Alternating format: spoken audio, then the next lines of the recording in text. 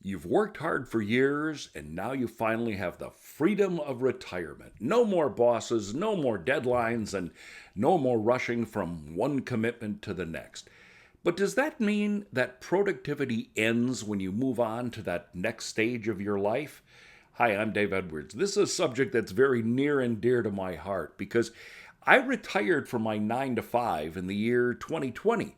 And while I still do these videos and some consulting and teaching, I still consider myself not only active, but also productive. And my grandkids bring me great joy. So besides the work I do, that's my primary focus. And I still consider myself to be productive. Now, without structure, it's easy for our days to just blur together when you're retired and for projects you once dreamed about somehow remain undone. That's why learning to use productivity methods in retirement is so important. And with a little planning and intention, you can design your days to stay active, enjoy your hobbies, and make the most out of your new chapter of life. When you retire, work life structure disappears because our jobs provide us with schedules. I mean, we have tasks, we have accountabilities. But when you retire, well, that just kind of removes all that built-in structure. And for some people, it can create a sudden void.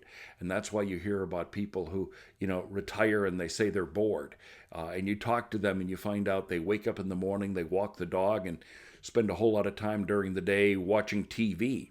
If you don't have any kind of responsibilities, you begin to feel unanchored. And so you might find yourself wasting time on all sorts of passive activities.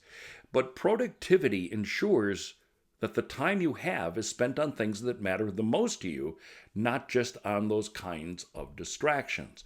So that's why in retirement it's important to build a daily structure. You want to have some kind of a structure to your day so you don't do all that kind of drifting from things that aren't going to give you great satisfaction. One of the things that I suggest is you start with bookends. So set a consistent wake up and bedtime schedule.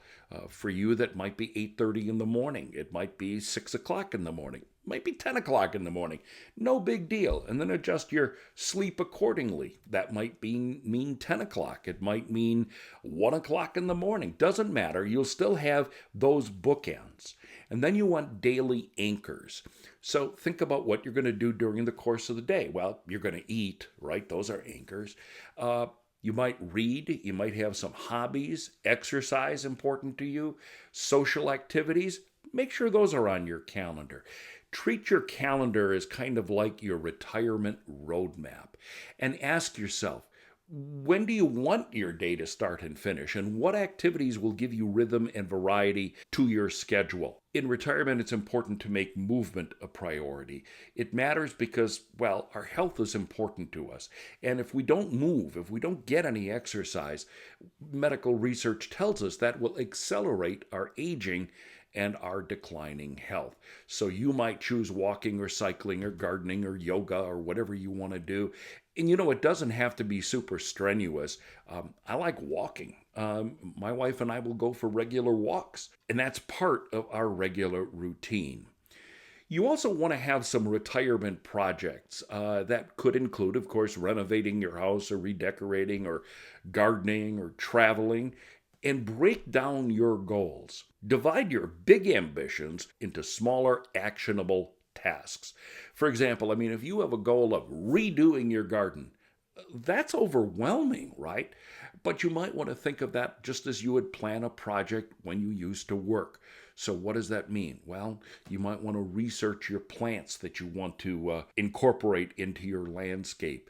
You want to buy your supplies. You want to schedule your planting days. That's how you take a really big task and break it down. It applied for you while you worked your 9 to 5. It could certainly apply to you in your daily life.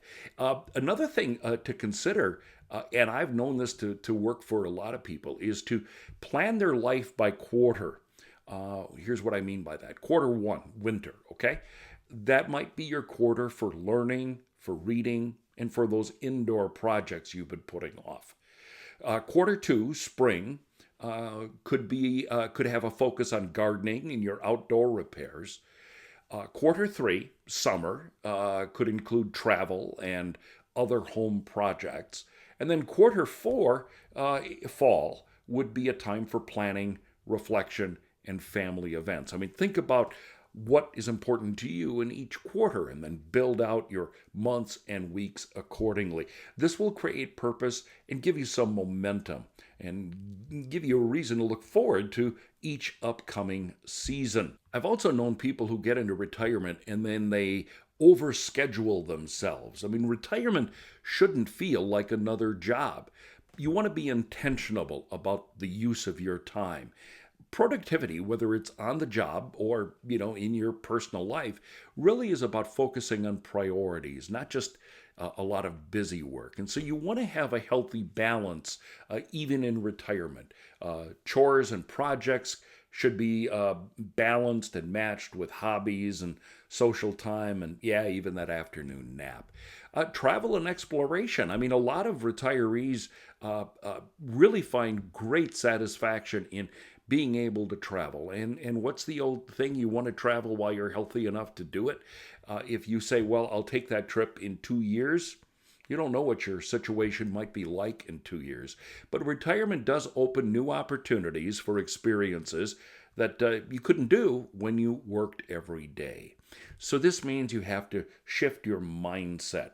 Productivity now is about creating meaningful days, not cramming them full with tasks.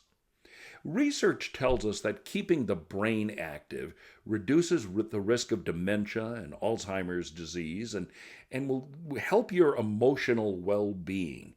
And it will decrease the likelihood of you suffering from depression or anxiety. So it makes sense to redefine productivity when we retire. Now, as I said, I've been retired for some time. I keep busy, but it's with things that I enjoy.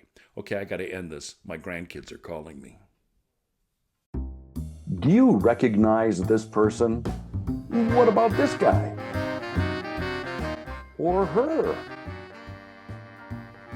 Do they remind you of someone that you work with? Not everyone is easy to work with or manage.